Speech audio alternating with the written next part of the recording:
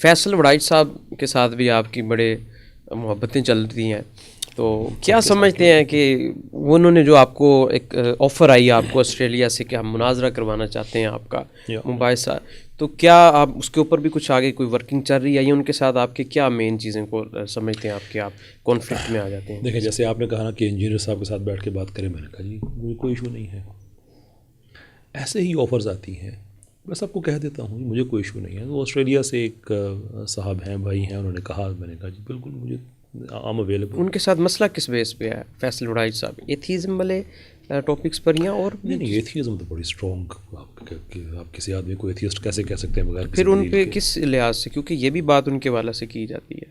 نہیں یہ غلط بات ہے. ایسے کسی کو دیکھیں، جب تک کوئی آدمی خود کو ڈکلیئر نہ کر رہا ہو یا کوئی آدمی ایتھیزم کی ایکٹیولی اس کو پروپوگیٹ نہ کر رہا ہو، تب تک آپ تو کسی کو نہیں کہہ سکتے. فکری اختلاف ہو سکتا ہے، اس کی رینجز ہیں اپنی، وہ سیکولر ہیں، یہ بات تو درست ہے.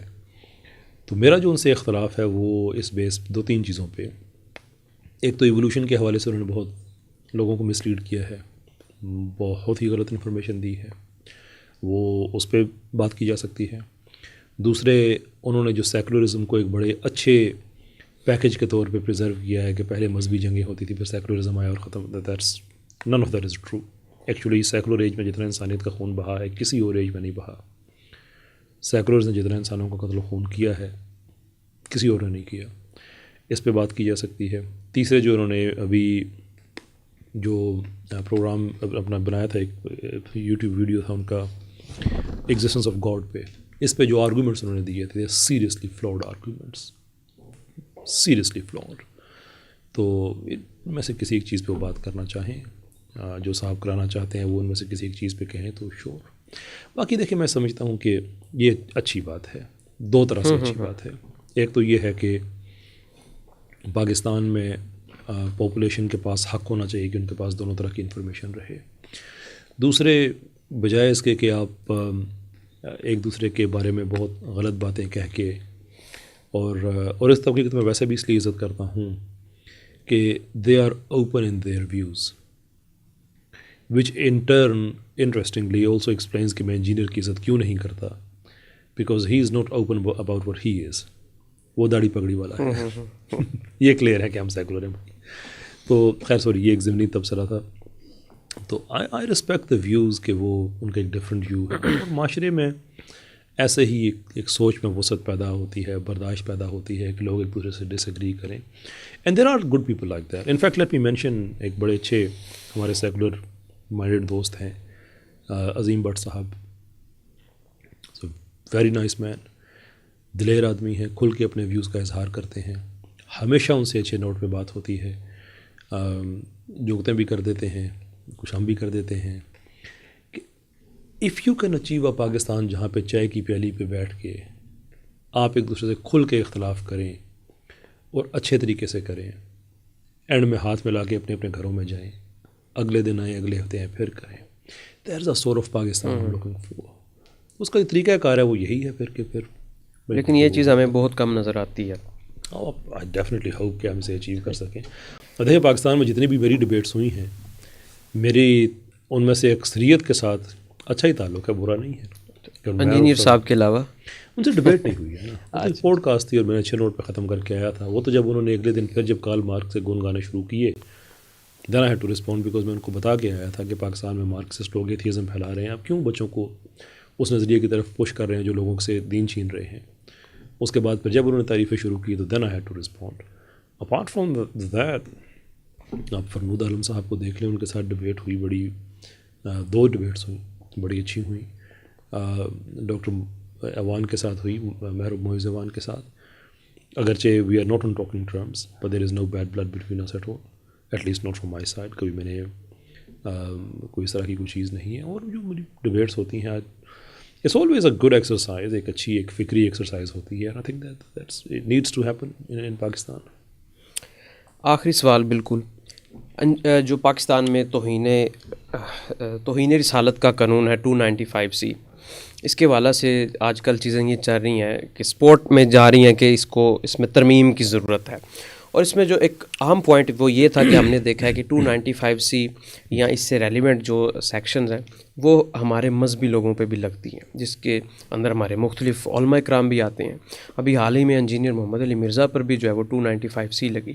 تو آپ کیا سمجھتے ہیں کہ اگر علماء پہ 295C یا دین سے تعلق رکھنے والے لوگوں پر 295C لگے گی تو کیا یہ کہیں پہ اس کو 295C کو ختم کرنے میں یا اس میں ترمیم کے لحاظ سے آگے دروازے نہیں کھلیں گے؟ لوگوں کے پاس ایک جواز ہوگا کہ یار یہ تو ہر عالم دین پر لگ رہی ہے، اور اس میں عام جو شخص ہے جس طرح کہ میں ہوں یا کوئی بھی عام پاکستانی ہے وہ کس طرح پھر اس سے محفوظ رہ سکتا ہے؟ دیکھیے، کسی بھی قانون کو آپ اس وجہ سے تو چینج نہیں کرتے کہ وہ کسی عالم دین پہ لگ گیا ہے. اسلام تو بڑا کلیئر ہے نا کہ چوری کوئی بھی کرے سزا تو وہی ہے. پرسن کو دیکھ کے قانون چینج نہیں کیا جا سکتا. یہ ایک اصولی بات ہے، اور یہی دنیا میں ہوتا ہے، جو رول آف لا ہوتا ہے وہ فالو کیا جاتا ہے. اب آتے ہیں 295C اسپیسیفکلی اس کے اوپر.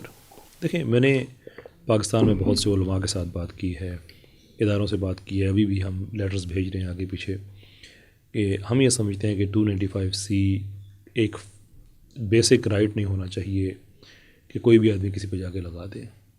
بلکہ ہم نے جو پرپوز کیا ہے طریقہ وہ یہ ہے کہ کوئی بھی آدمی اگر سمجھتا ہے کہیں پہ توہین رسالت ہوئی ہے صلی اللہ علیہ وسلم تو وہ درخواست لے کے جائے، لیکن درخواست کے ریسیو ہونے اور FIR کی رجسٹریشن کے درمیان ایک فلٹر ہونا چاہیے، ایک میکنزم ہونا چاہیے جس میں کچھ علماء بیٹھیں، ہمارے پاس امن کمیٹی ہے، اس طرح کا کوئی اور ادارہ بنا دیا جائے، کچھ ریٹائرڈ ججز بیٹھیں کہ وہ اس شکایت کے میرٹس کو دیکھیں کہ کیا یہ فیئر اینڈ جسٹ کمپلین ہے بھی یا نہیں. اگر ہے تو پھر 295C کی FIR درج ہو جائے، اگر نہیں ہے تو اس کو اسی لیول پہ ختم کر دینا چاہیے.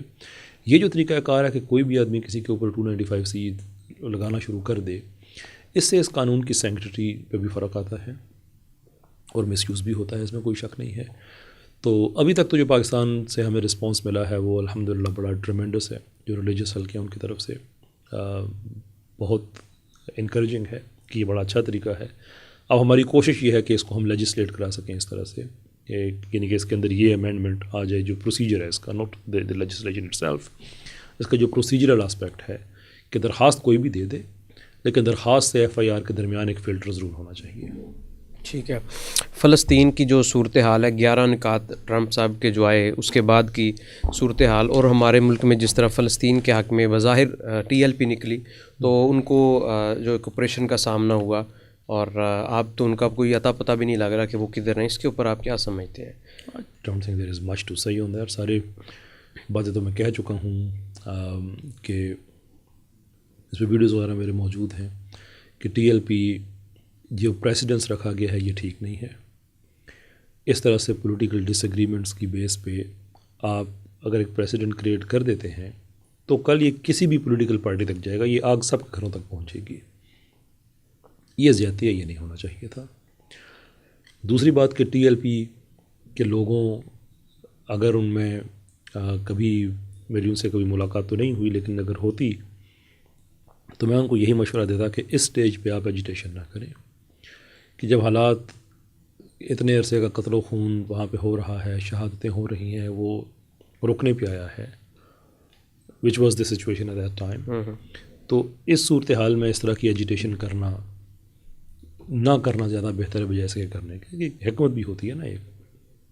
تو ان کو بھی اسٹیج پہ، میں یہاں پہ کوئی چیز نئی نہیں کہہ رہا، یہ جب ساری سچویشن انوائنڈ ہو رہی تھی تو اس وقت سے میرا یہی موقف ہے کہ ایک پولیٹیکل اینٹی کو آپ اس طرح سے رول بیک کر دیں.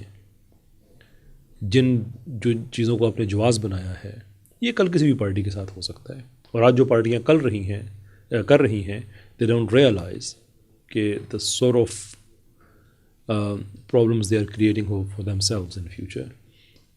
پر at the same time TLP کو بھی اس اسٹیج پہ میری یہ رائے ہے کہ اس طرح کی ایجیٹیشن کی طرف نہیں جانا چاہیے تھا. ٹھیک ہے.